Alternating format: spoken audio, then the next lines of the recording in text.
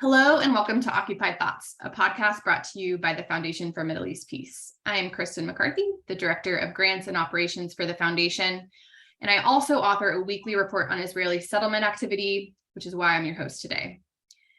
Today is September 6th, 2022, and I'm so lucky to be here with Amy Cohen, who is the Director of International Relations and Advocacy for the Israeli nonprofit Amim. Amim, for those that don't know, is one of the foremost advocacy groups focused on challenging settler initiatives across Jerusalem and other injustices imposed by the Israeli government on Jerusalem's Palestinian population. I urge you, if you're not already following Amim, to follow them on Twitter and on Facebook, and you can go to their website to sign up for their updates. Thank you so much for being here today, Amy. All right. Thank you so much for having me. You're lucky. All right, so we are here today. I have asked Amy to help me, and by virtue all of our listeners, better understand the issue of land registration in East Jerusalem. Now, if you're thinking that this sounds like a terribly complex, weedy topic, you're probably correct, but I promise we're going to try our best to keep it to why this matters and what you really need to know.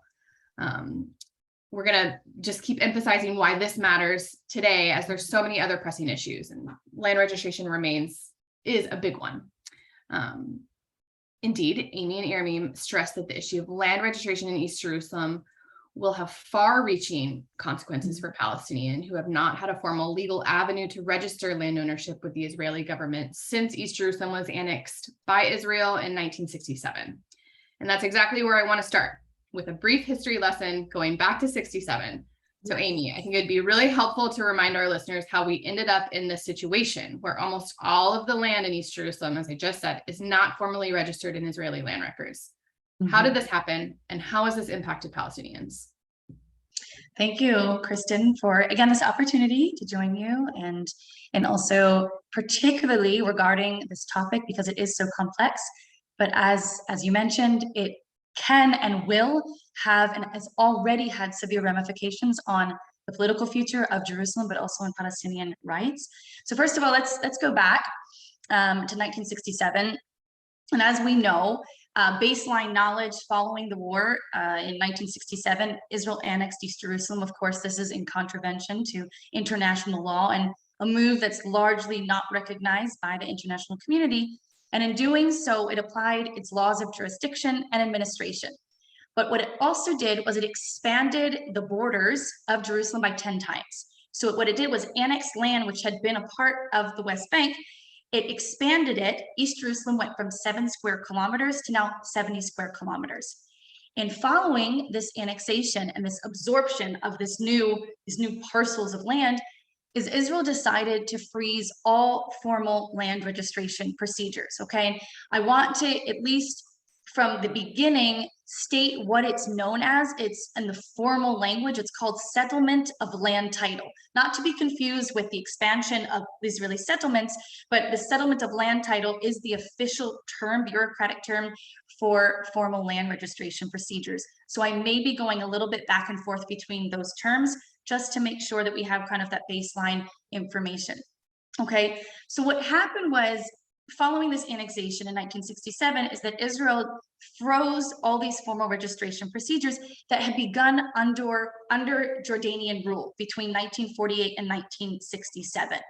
However, it must be underscored that only around 10% of East Jerusalem had undergone such a process by 1967, okay? So the Jordanian government had only began to implement those measures much later on, and then the war broke out, okay? So you left in the situation where there's the remaining 90%, around 90% of East Jerusalem is either completely unregistered or it's partially registered, okay? So what, in terms of how it's impacted Palestinians and Palestinian urban development, let's talk a little bit about this, is that settlement of land title procedure or formal land registration is indeed a crucial tier or pillar of proper urban planning in order to promote the assurance or finality of land rights, settle land disputes, ease the advancement of zoning plans and building permits, the acquisition of mortgages and so forth.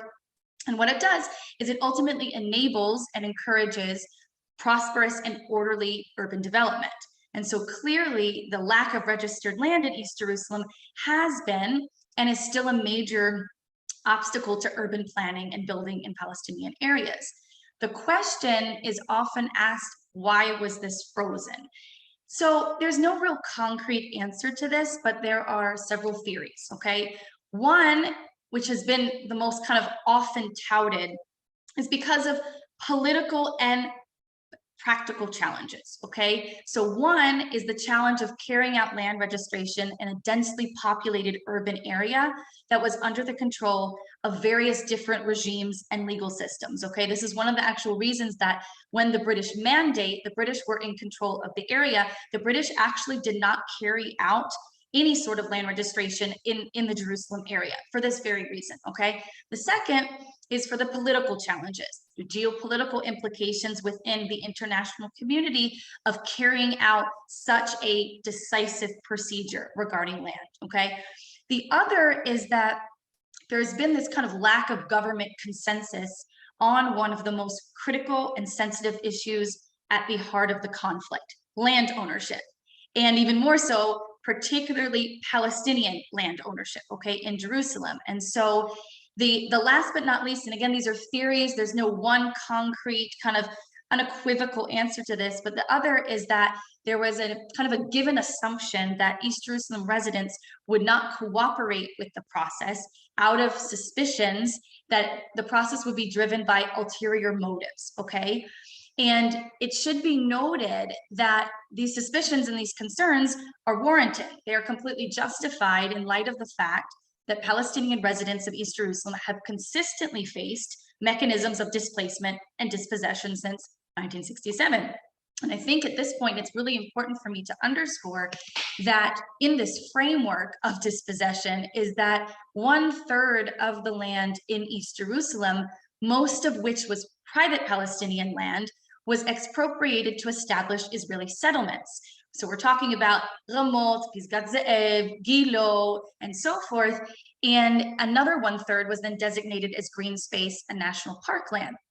So the remaining 1/3 are essentially the existing Palestinian neighborhoods that in 1967, at the time, most of them were villages on the outskirts of the city that were then absorbed without, of course, without their will, absorbed into the city by now Israel as the occupying power, and then of course, according to Israeli law, annexed it.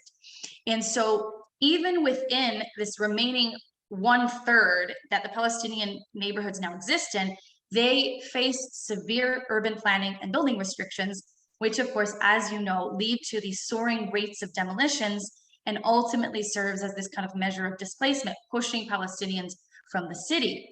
So I'll just close with this in terms of this question, is that in such a context and reality, land registration processes, which should be kind of this benign, innocuous, bureaucratic, beneficial procedure, a bureaucratic procedure that's beneficial for the residents themselves, it's immediately conceived as a threat to their rights, to their homes, to their lands, a right to the city, and then also just a threat to their mere presence in Jerusalem. And so it's really conceived as this kind of another tool or mechanism to confiscate more land for state or settler interest. So I hope that kind of gives you a little bit of the history. And then we can proceed and talk about what is going on today.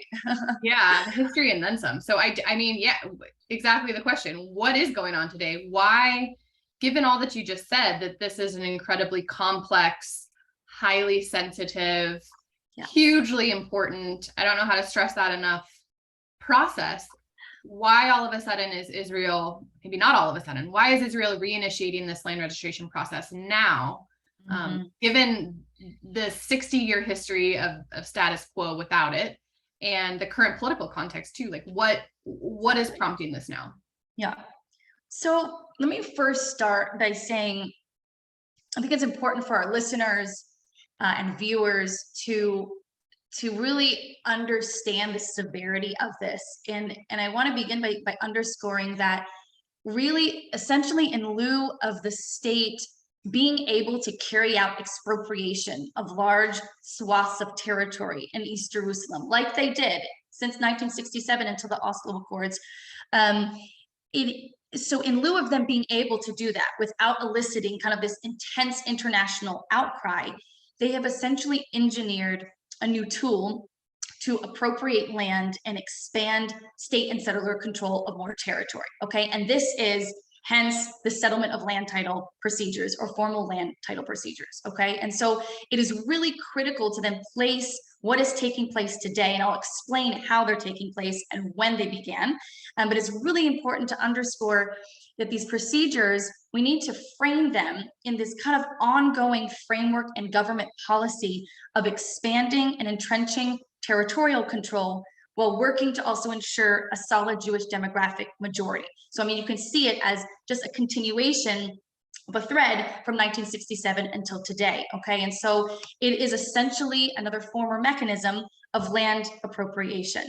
And so to get to your question of why now, it is likely, at least in part, as a result of intense right-wing pressure regarding the difficulty of the settler enterprise to continue to develop and expand in East Jerusalem without the certainty of land registration, okay?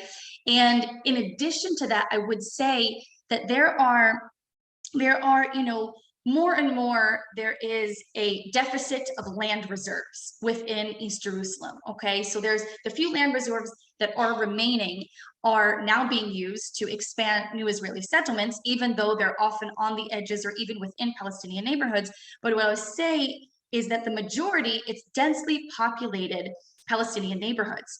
And so the thought of trying to either expropriate land, of course, without eliciting international outcry, or number two, the thought of trying to somehow establish these large housing projects over the Green Line in East Jerusalem is very difficult because of the lack of land.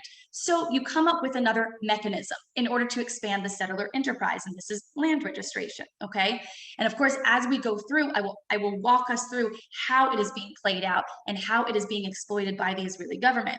So in addition to this, that it being as a result of intense pressure by right-wing kind of lobby, is that there is reason to believe that Ayelet Shaked, during her tenure as Minister of Justice, along with Zev Elkin, who was the Minister of Jerusalem Affairs at the time, but also now is the current Minister of Housing and continuing on in his role as the Minister of Jerusalem Affairs and Heritage, were essentially the masterminds behind the reinitiation of these procedures. And we believe that they basically capitalized on political ripeness, okay, or momentum for carrying this out with very little opposition.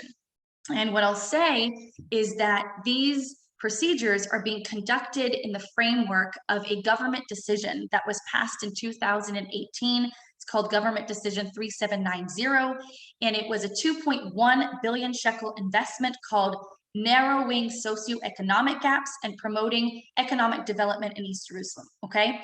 What it was characterized as ostensibly for the benefit or for improving the well-being of Palestinians in East Jerusalem. So there were investments in education, employment, services, and etc. One thing to mention here that was very stark was that there was no mention of urban planning or housing, which of course, as I spoke about prior, is that this is one of the most critical, if not the most critical issue facing East Jerusalem Palestinians today, is the lack of housing, the housing crisis, the inability to build a home that is authorized or legal and not be subject to demolition, or to find land that they could actually build on. Even though they own most of the private land in East Jerusalem is privately owned, it is extremely difficult to build because of the lack of Israeli authorities initiating zoning plans, okay? So this leads to this high rate of demolitions. So there's no mention of urban planning or housing. And the only thing that is mentioned that has to somewhat do with housing or land is this land registration, okay? So one of the sectors that were included in this decision is land registration. And we believe that it was the doing of Ayelet Shaked, okay? And since the Israeli government announced this decision in 2018 to include land registration in this decision, there has been grave concern, okay, and suspicion that these proceedings would be exploited to dispossess Palestinians from their lands and expand Israeli control over more territory. And what I can say is what we've seen since 2018 until now is that indeed implementation of these procedures confirm these suspicions, okay? So the last thing I'll say here is that according to ongoing research that Amim and a colleague organization by BIMCOM that we are conducting, is that after examining the locations where these procedures have been either completed or currently underway, it really reveals the driving rationale that settlement of land title / land registration is largely being promoted in areas where the state and or settlers have a particular interest and have some capacity to lay claim to the land in the framework of these proceedings, okay? Thank you. That unpacked so much. And I just want to emphasize that these procedures, basically what you're saying is that an ascendant and politically quite powerful settler lobby and settler population, particularly in Jerusalem, it sounds like they've run out of other ways to find more land to develop, to expand settlements, to establish even new settlements, what we'll get to in a few minutes here.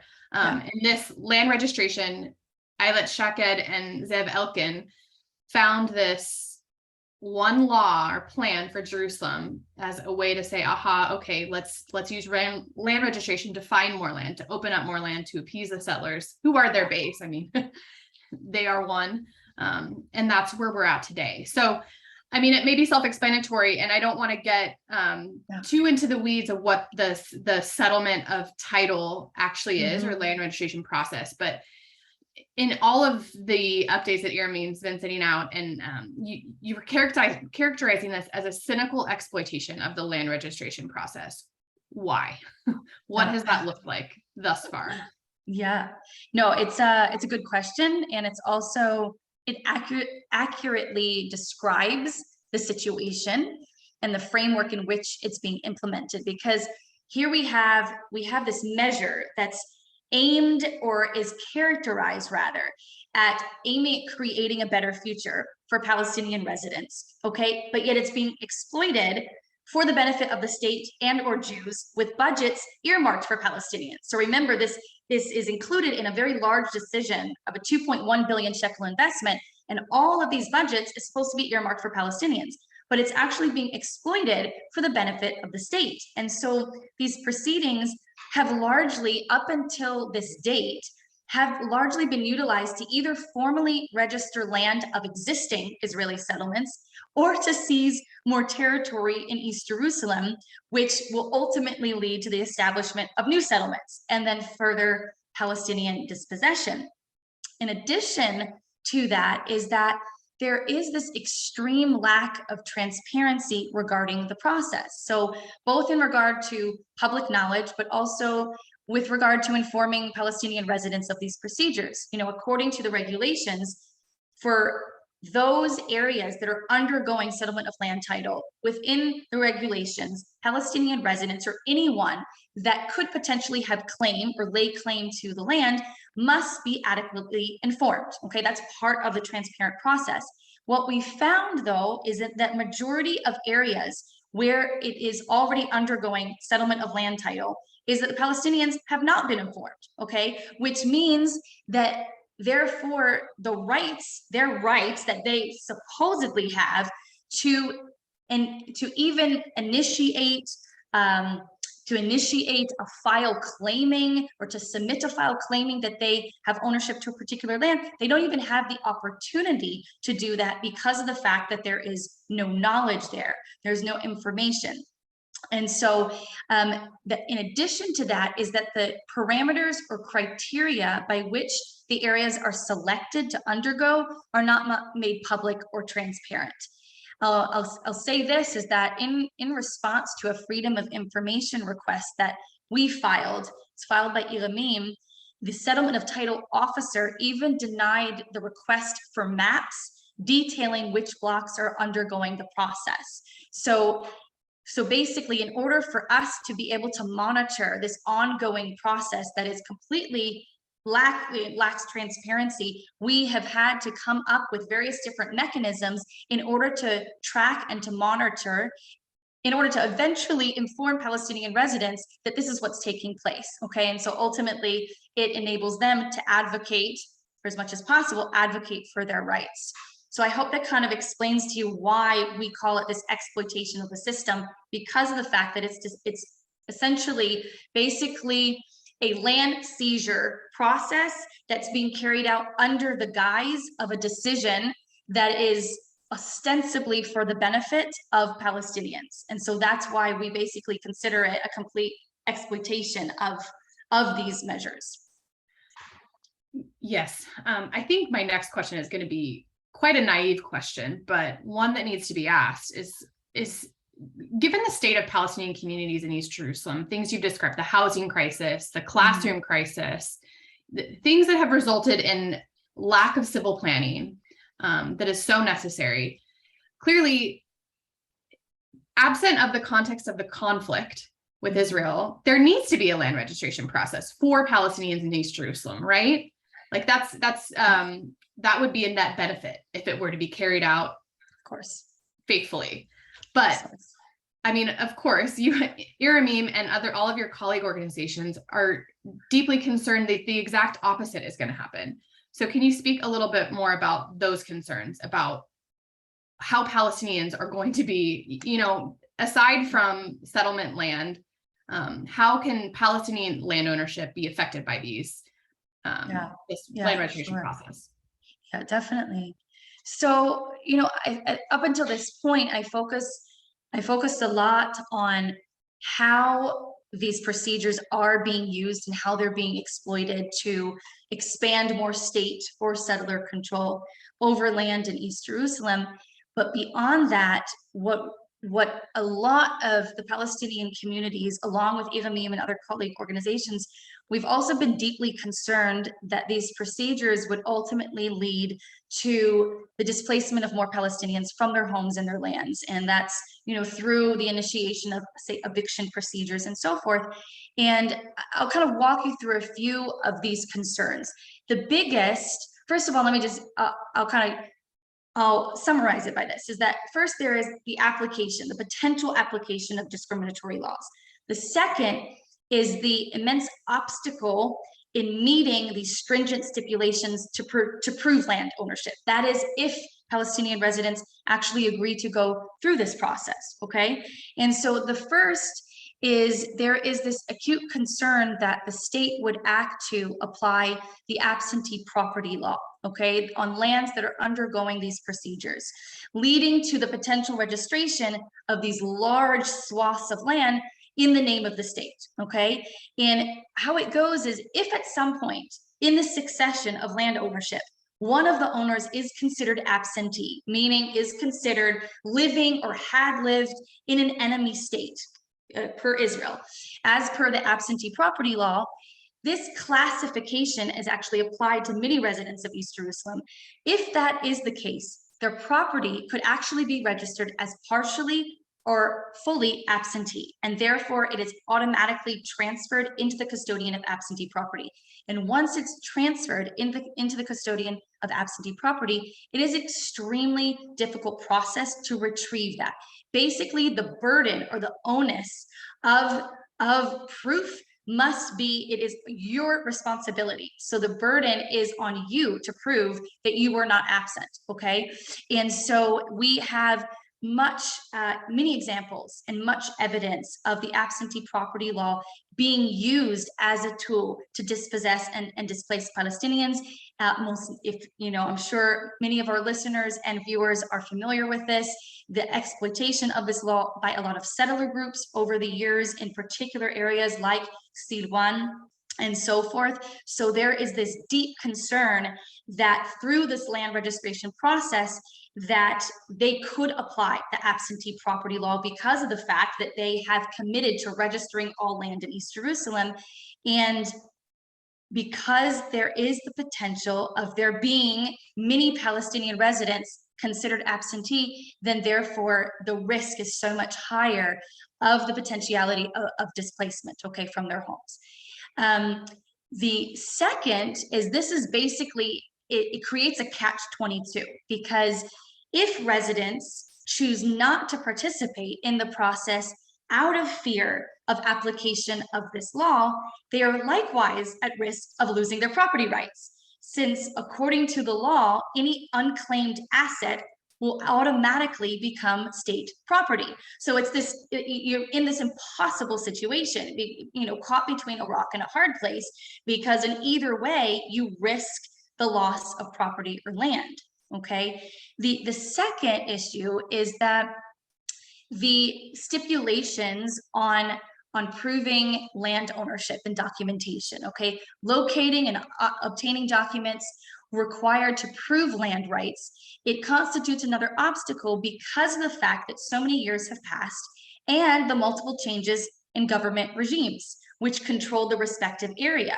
And so what you have is this result, residents basically face this impossible trap that could lead to the loss of their homes and cause further displacement and dispossession from Jerusalem. Yikes. Yeah, I think it'd be helpful to our listeners now to hear maybe one, maybe two concrete examples of how so far this process has played out. So if you have one or two good examples that can encapsulate some of these bigger, higher level stories that we're telling here. Sure. So basically, according to the data that we have, it's based on ongoing research and kind of monitoring of the process. We have information at this point that 131 blocks in East Jerusalem are undergoing land registration. According, though, to the official publication that was released by the Ministry of Jerusalem Affairs and Heritage in late February, it cited 158 blocks, okay? And so the thing here is there's a bit of a discrepancy, okay, between the data, and it's important to underscore that because of the lack of transparency and because of the lack of public knowledge, that this discrepancy is not surprising, okay? But at this point, what we have identified is that there are 131, and it spans some 3,800 dunams of land in East Jerusalem, and they're all at various stages in the process. The only two blocks that have been completed is one of which is in the Harun area of Sheikh Jarrah, okay? And that was completed last year.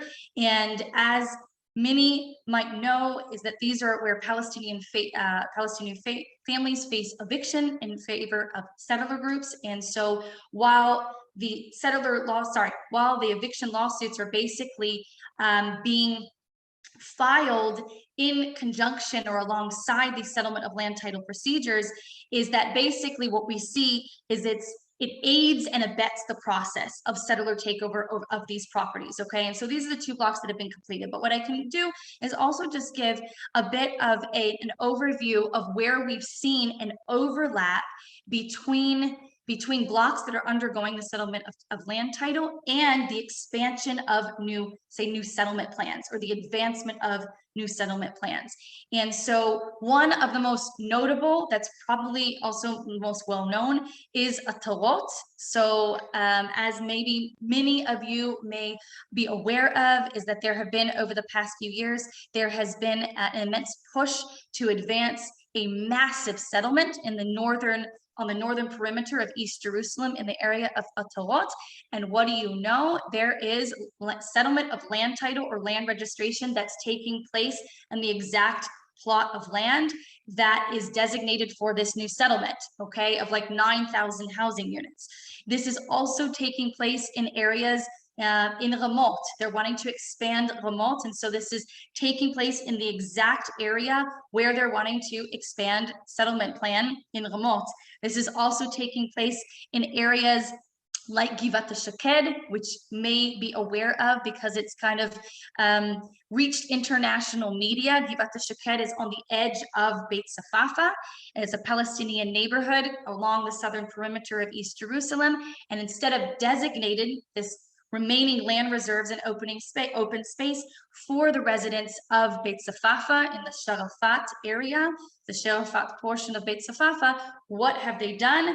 they are initiating a new settlement plan in conjunction with advancing settlement of land title procedures, which basically aids the process of taking over more land for the expansion of settlements or the establishment of new settlements. And these are just a few examples. So really what we've seen is that while, again, it is painted or depicted as a procedure or a measure to benefit Palestinians, it is being used and exploited to expand state control over more land and territory in East Jerusalem for the expansion of settlements. Okay, so it is extremely important to understand this. It is just another form of appropriation of land.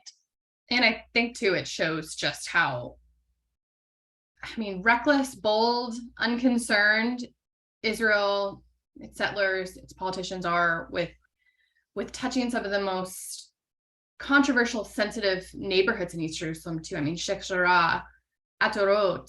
All of these areas are so incredibly important, have been bright red lines for so long, but there's no holding back now, right? There doesn't seem to be much concern. It is, and it's really interesting. One little note about the area that's designated for this Givat HaShaked settlement on the edge of Beit Safafa is that back during the Rabin government, actually undertook measures to expropriate large portions of this land to build a new settlement.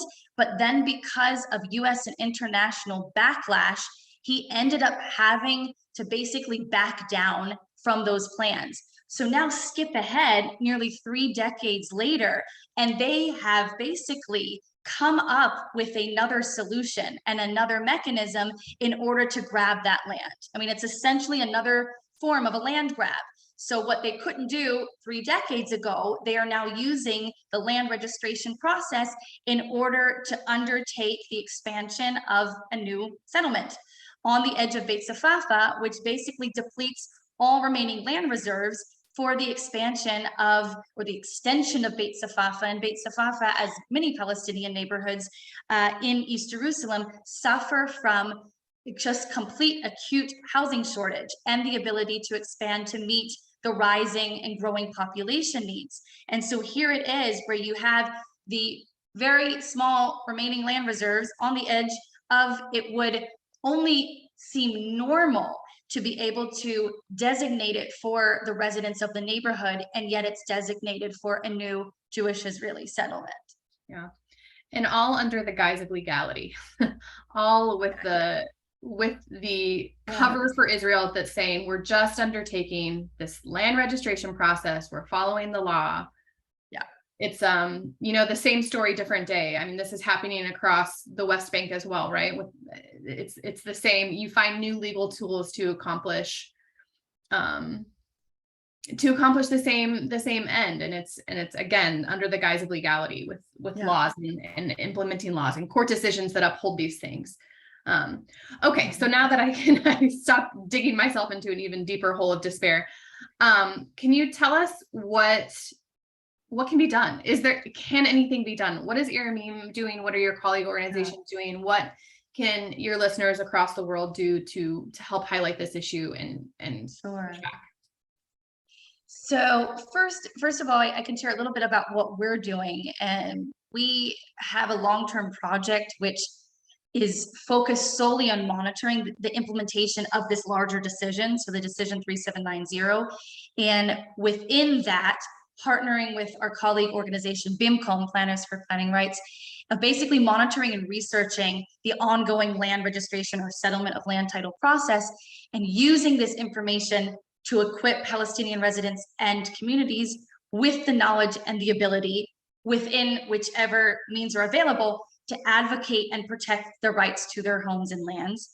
And then in addition to that, is with this information is that we're also engaging in domestic lobbying and public advocacy, calling on the just complete suspension and freeze of these measures due to their really devastating impact. It's a lethal impact on the future of Jerusalem and Palestinian rights. And the second with this is that although it may not pertain 100% to the land registration process, is that Amim, we really tackle the issue of Palestinian displacement and dispossession through legally targeting state institutions that enable these processes.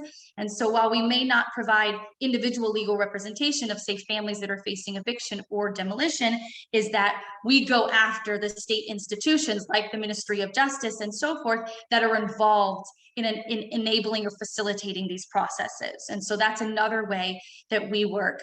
But to answer your question on really what can be done, honestly, what we would say is save for international engagement with the Israeli government on this matter, particularly given the current political climate. We do not foresee the Israeli government foregoing or halting these processes. And so it's really dependent on the international community flagging this and engaging and intervening on this level and really understanding the severity of these measures and their ramifications on the political future of Jerusalem, on the prospect of any sort of, negotiated resolution based on like a two-state framework or two capitals in Jerusalem, but also the ramifications on Palestinian human rights and Palestinian rights to their lands and to their homes. And so it is really incumbent and critical for the international community to recognize its severity and basically the destructive nature of these measures in order for them to be active and to engage with the Israeli government. And so I think, I guess I will close with this by saying that because it's basically wrapped in a very bureaucratic and technical framing, which is an advantage, to the state, there has been, at least from our understanding and our view, there's been less attention to this issue. And I'm sure it's derived from the fact that there's, kind of a lack of understanding of the procedures and their implications because it is so complex. We talked about this in the very beginning. We needed to kind of break this down, but really, we cannot overemphasize enough the need to sound the alarm on these measures, and due to its really destructive ramifications. And I guess as I mentioned previously, I'll close with this by saying it is a continuation of the same land appropriation policy, if you want to call it land theft policy post 1967, which aims to consolidate Israeli territorial control of Jerusalem in its entirety, and also to alter the demographic composition of the city by essentially de-Palestinizing it, And so what does it do? Ultimately, it thwarts any future negotiated political agreement to the Israeli-Palestinian conflict. And so this is what needs to be emphasized in all of our conversations about what is taking place in Jerusalem. What is the most critical issue today? It is the settlement of land title process. Thank you. Thank you for being so clear and helping me and hopefully our listeners better understand, as you say, a very complex bureaucratic process and why it matters, what the threat is. So thank you so much for your time today. For our listeners, if you're interested in learning more about this topic or any of the related topics, we mentioned so many things: absentee property law, land registration, settlement of title, settlements in general. Amim's website, Twitter, Facebook is a wealth of information. Please give them a visit, follow them, sign up for their newsletter. As I mentioned at the top, I also produce a weekly report on Israeli settlement activity, which I could not do without Amim's work. So thank you for that. You can sign up for the Foundation settlement report on our website as well. And in addition to posting this podcast, we will have a page on our website where you can listen to it, you can watch the video of it, and that is also going to have a bunch of resources discussing further these topics that were mentioned here, individual settlements, general information about land registration. So please visit our website at fmep.org. And thank you so much for tuning in to this episode of Occupied Thoughts. We are so grateful to have you here today, Amy, and we wish you the best. Thank you so much. I'll be signing off. Have a good one.